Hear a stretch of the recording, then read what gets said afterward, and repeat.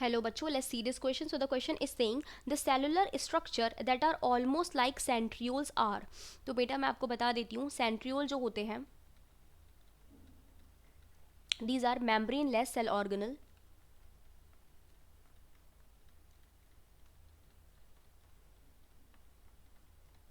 Organelle है, ये बने हुए होते हैं माइक्रोट्यूब्यूल्स के,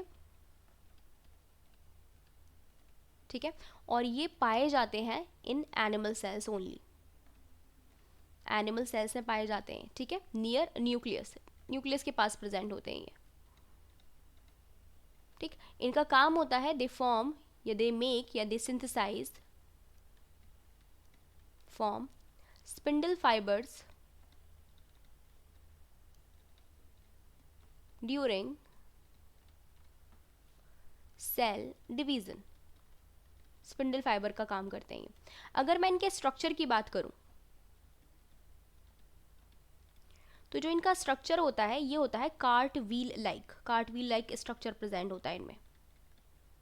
कार्ट व्हील लाइक स्ट्रक्चर कैसा हुआ, यानी कि इनके अंदर पाई जाती है 9+0 ऑर्गेनाइजेशन। कैसी पाई जाती है? 9+0 एक तरीके से इनमें ऑर्गेनाइजेशन प्रेजेंट होती है, यानी कि खुद ही देख लीजिए आप, इनके सेंटर में एक प्रोटीनीशियस हब प्रेजेंट होता है। इनके स्ट्रक्चर की बात कर रही हूँ मैं, सेंटर में क्या होता है? प्रोटीनीशियस हब होता है, फिर जिससे 9 रेडियल स्पोक्स निकल रही थी, 1 2 3 4 5 6 7 8 9 यहाँ कर देते हैं, ठीक है, 9 रेडियल स्पोक्स निकल रही होती हैं, और जिससे ट्रिपलेट माइक्रोट्यूब्यूल जुड़ी हुई होती है। 2 3 1 2 3 1 2 3 1 2 3 ट्रिपलेट माइक्रोट्यूब्यूल जुड़ी हुई पाई जाती हैं, 3 1 2 3, और ये सारी एक दूसरे से क्रॉस ब्रिज के जरिए जुड़ी हुई होती है।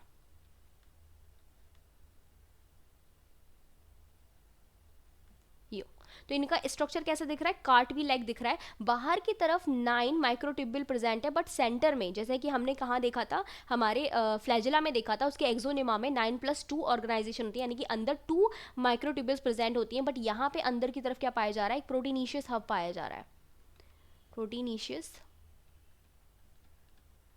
हब। तो क्योंकि सेंटर में कोई माइक्रोट्यूब्यूल प्रेजेंट नहीं है, तो इसकी ऑर्गेनाइजेशन कैसी है? 9+0। और सेम सेंट्रियोल जैसी ही ऑर्गेनाइजेशन लिए हुआ होता है basal body. Basal body, basal body is basically found at the base of flagella, ठीक है, किस कहाँ पाया जाता है? बेस पे पाया जाता है फ्लैजेला के। तो दिस इज बेसल बॉडी, और बेसल बॉडी की ऑर्गेनाइजेशन कैसी होती है? सेंट्रियोल के जैसी ही होती है, बिल्कुल सेंट्रियोल जैसी, और ऊपर ये फिलामेंट हो गया। दोनों को मिलाकर हम लोग क्या बोलते हैं? ये कंप्लीट स्ट्रक्चर किसका है? फ्लैजेला का। तो ये this complete structure is flagella, ठीक है। So the right answer is A, basal body. Microfilament नहीं होगा, माइक्रोफिलामेंट्स आर साइटोस्केलेटन, तो ये तो बिल्कुल भी नहीं है। माइक्रोट्यूब्यूल्स भी नहीं होगा, क्योंकि माइक्रोट्यूब्यूल्स से मिलकर सेंट्रियोल बना हुआ है। सेंट्रोमेयर नहीं होगा, सेंट्रोमेयर जो है वो क्रोमोसोम की प्राइमरी कंस्ट्रक्शन में प्रेजेंट होते हैं, बीच में पाए जाते हैं, ठीक है। ये बेसिकली हेट्रोक्रोमैटिन्स के बने हुए होते हैं, तो सेंट्रोमेयर भी नहीं होगा। The right answer is basal body. I hope आपको समझ में आया होगा। Best of luck.